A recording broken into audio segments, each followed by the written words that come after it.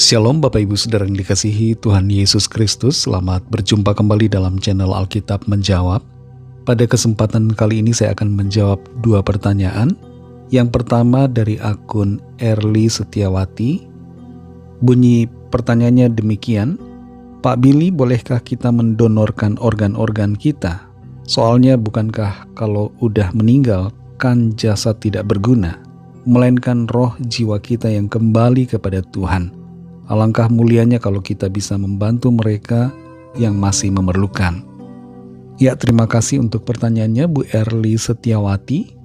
Untuk mendonorkan organ, hal ini bukan masalah. Kita semua boleh mendonorkan organ kita. Donor darah dan donor organ apapun, hal itu tidak bertentangan dengan firman Tuhan. Tuhan sendiri menyerahkan nyawanya, menyerahkan tubuhnya sebagai pengorbanan dan penebusan dosa kita. Mendonorkan organ atau darah itu juga merupakan sebuah pengorbanan.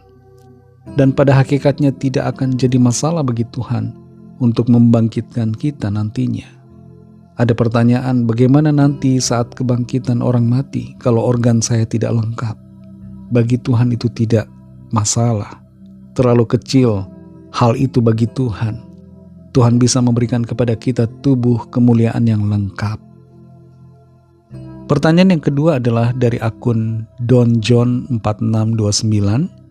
Shalom Pak Pendeta Billy, saya Prasetyo, izin bertanya Pak, apakah orang percaya yang cukup dibaptis tanpa sangkal diri dan pikul salib bisa dikenal Yesus di surganya kelak? Dan apakah orang percaya setelah baptisan dalam Tritunggal Maha Kudus, Roh Kudus masih tetap hanya datang melalui perantaraan imam gereja? Terima kasih jawabannya, Tuhan Yesus memberkati. Terima kasih juga untuk pertanyaannya. Mengenai percaya Tuhan Yesus tapi tidak pikul salib, hal ini jelas tertulis dalam firman Tuhan, yaitu di Injil Matius 10 ayat 38. Tuhan Yesus berkata, barang siapa tidak memikul salibnya dan mengikut aku, ia tidak layak bagiku. Jadi salah satu syarat untuk menjadi layak bagi Tuhan adalah pikul salib. Kalau kita percaya Tuhan Yesus tapi tidak mau pikul salib, tidak mau menerima konsekuensi dari iman kita, tidak mau berkorban, tidak mau menghadapi segala resiko sebagai pengikut Kristus, maka kita tidak layak bagi Tuhan. Menjadi pengikut Tuhan Yesus harus bersedia untuk pikul salib. Di sini dikatakan kalau tidak, maka ia tidak layak. Pernyataan tidak layak bagi Tuhan berarti kita tidak akan masuk dalam kerajaan-Nya, sebab kita tidak dikenan oleh-Nya. Contoh kecil saja, makanan MBG kalau tidak layak untuk dikonsumsi pasti juga dibuang. Tidak ada anak-anak sekolahan atau guru yang mau memakannya karena tidak layak. Kalau ada makanan yang basi, itu menjadi tidak layak dan tidak akan kita makan. Jadi kalimat tidak layak bagiku di sini menyatakan bahwa kita tidak akan diterima di dalam kerajaan sorga.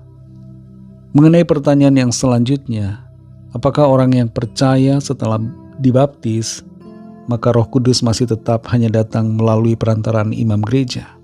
Tidak demikian.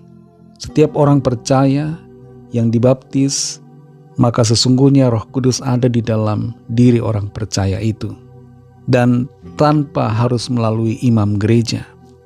Dalam 1 Korintus 12 ayat 3 tertulis, karena itu aku mau meyakinkan kamu bahwa tidak ada seorang pun yang berkata-kata oleh Roh Allah dapat berkata terkutuklah Yesus, dan tidak ada seorang pun yang dapat mengaku Yesus adalah Tuhan selain oleh Roh Kudus. Jadi kalau ada orang yang mengaku percaya kepada Tuhan Yesus, bahkan dibaptis, itu terjadi karena karya Roh Kudus. Dan Roh Kudus ada di dalam diri setiap orang yang percaya kepada Tuhan Yesus. Jadi bukan dibatasi oleh perantaraan imam gereja. Jangan merasa bahwa Roh Kudus tidak ada di dalam kita kalau kita tidak diperantarai oleh imam gereja, pastor atau gembala. Sekali lagi kita perlu tahu dan mengerti bahwa Roh Kudus ada di dalam setiap kita yang percaya kepada Tuhan Yesus Kristus. Demikianlah jawaban atas pertanyaan-pertanyaan ini, kiranya dapat membuat saudara mengerti, dan kalau ada pertanyaan silahkan diberikan atau dituliskan di kolom komentar. Tuhan Yesus memberkati saudara semua. Sampai jumpa dalam kesempatan yang berikutnya.